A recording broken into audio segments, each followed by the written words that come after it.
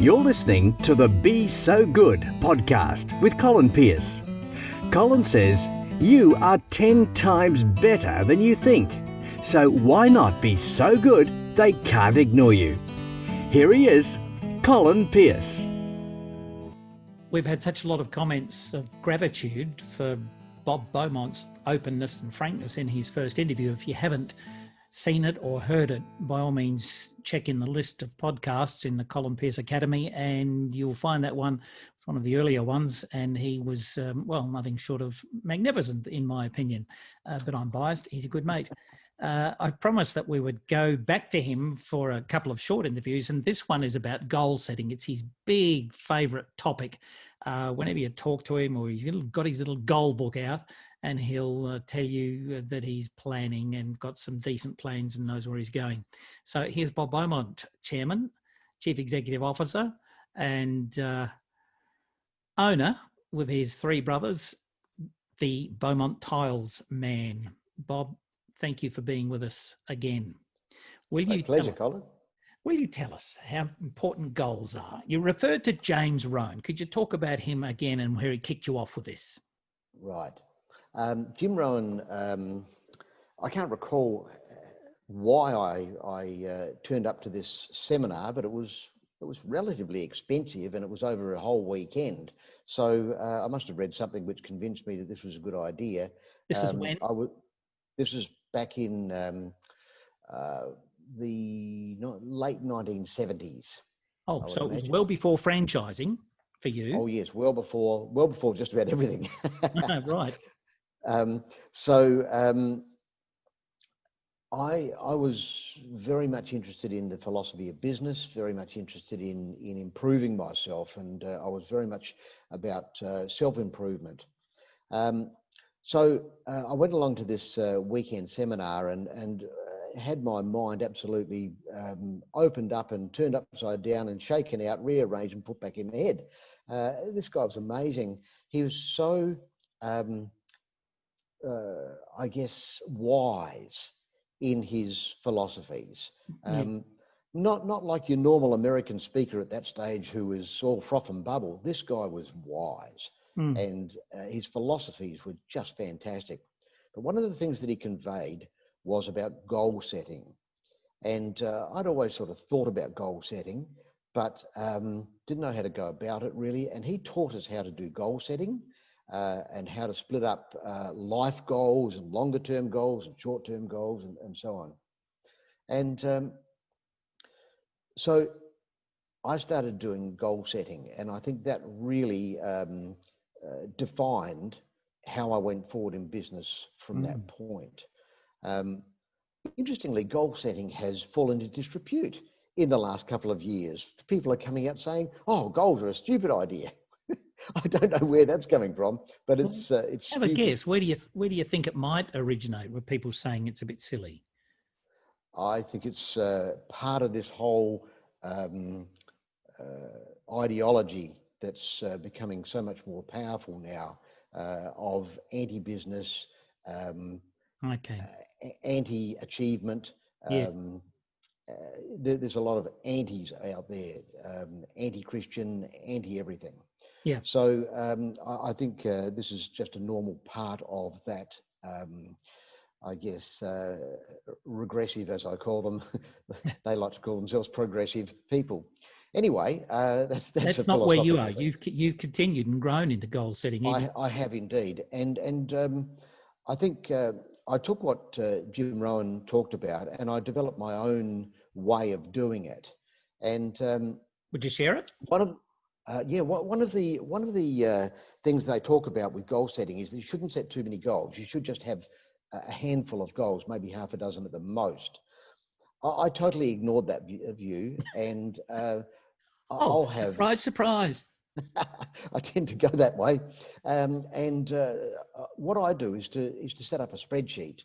I use Google Sheets because I can see it on my iPad, my iPhone, and my computer, and so I have the goals and the categories and all that down the left-hand side. How I'm going to achieve them, Because, hey, it's no point in setting a goal unless you actually can achieve it and have a way of achieving it.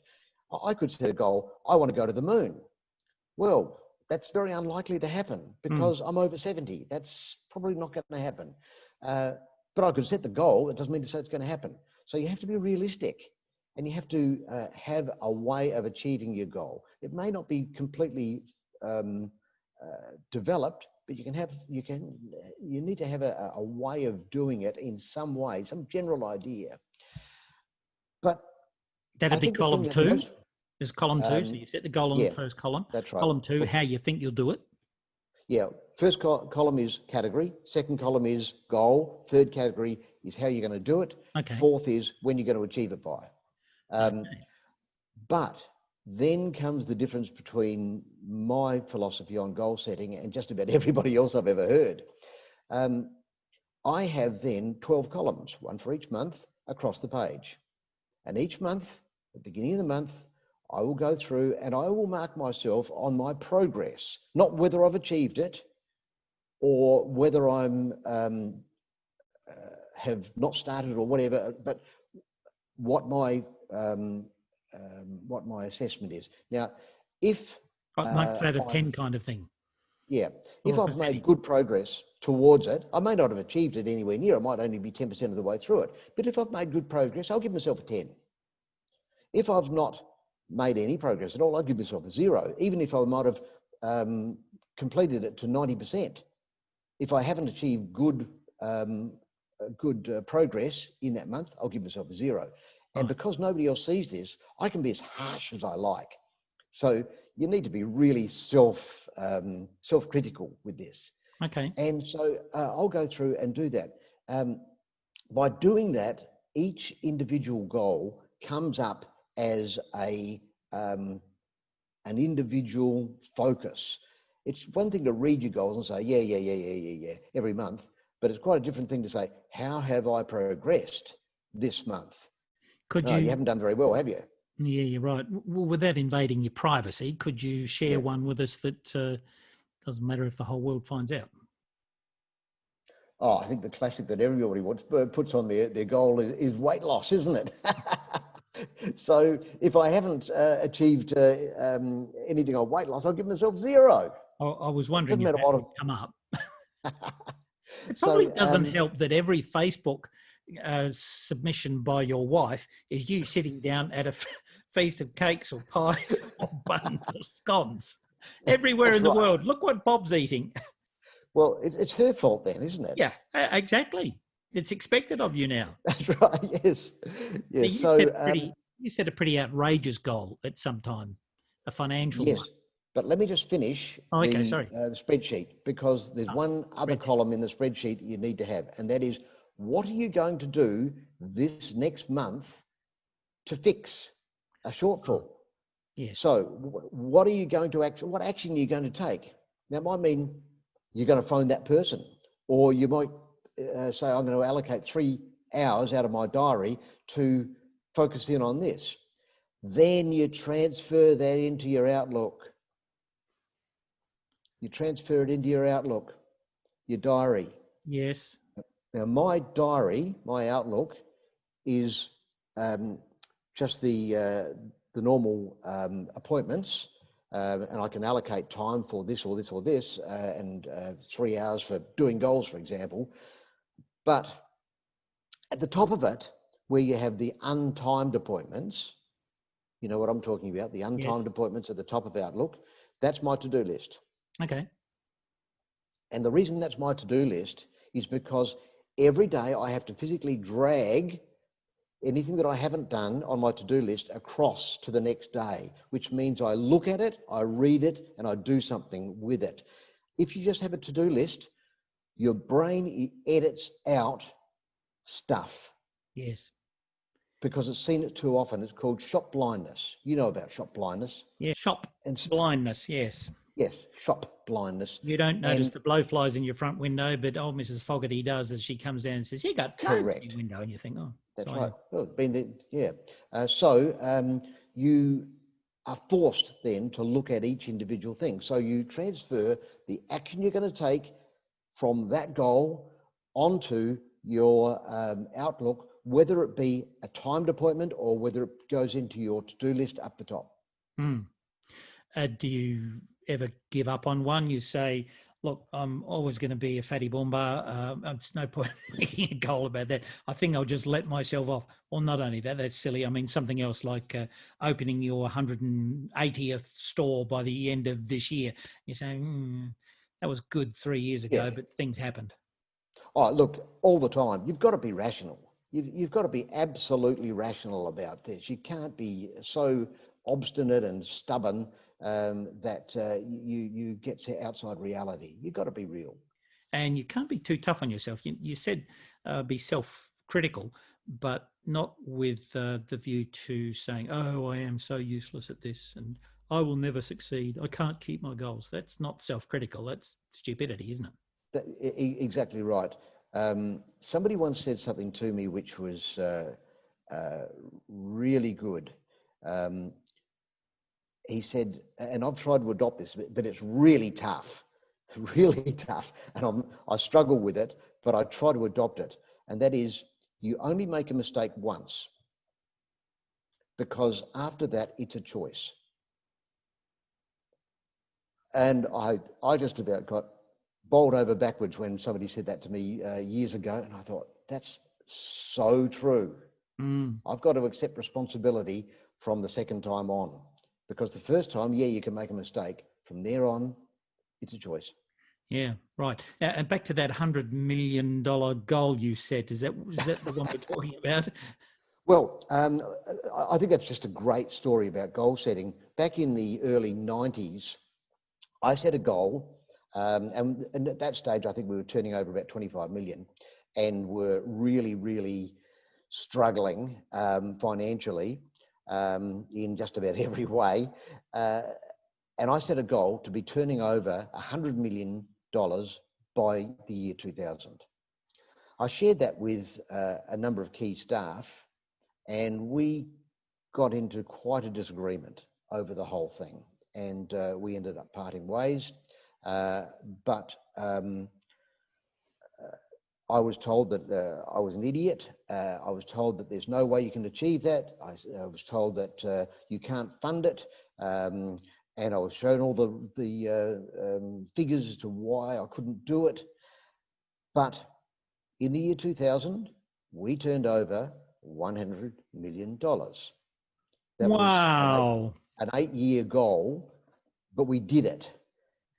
I resisted the temptation to ring this guy and say, guess what? Oh, I know you would have been sorely tempted. I was very tempted. Yeah. So what do you think brought that about? It wasn't an accident. It was where your philosophy and your goal setting came into place. How did you make that happen?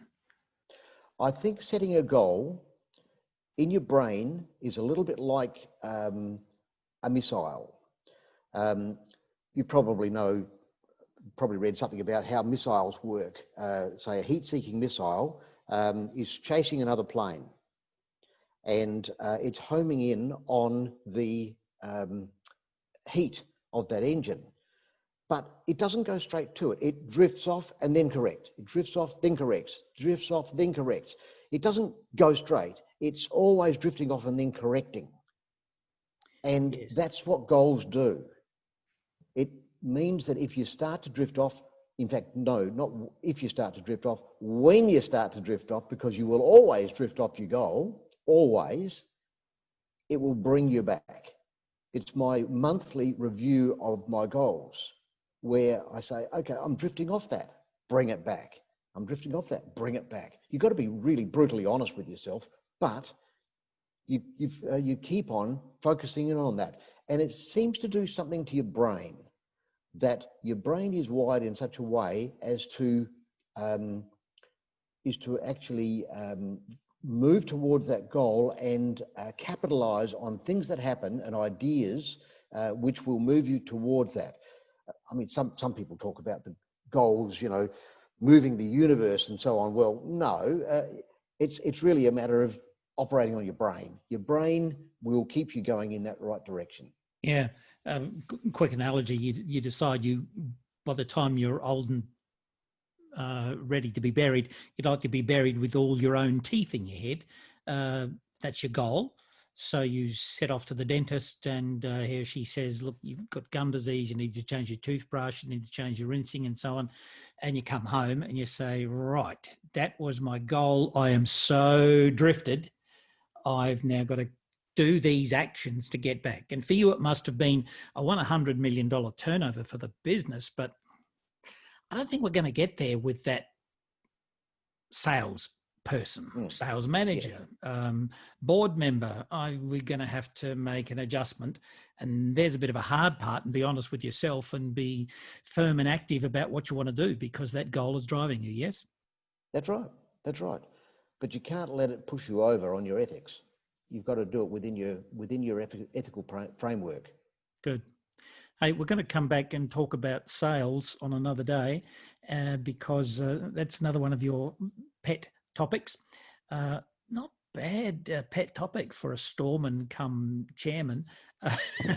We'll see what you think about that. Thanks for talking with us. We've been speaking with Bob Beaumont, chairman and CEO of Beaumont Tiles, just about everywhere. And as Bob says in goodbye, he says, all the best. That's it. Thanks, Bob. You've been listening to Be So Good with Colin Pearce. For more episodes, check the playlist at colinpearce.com/podcast. And don't forget to drop a review in the iTunes listing.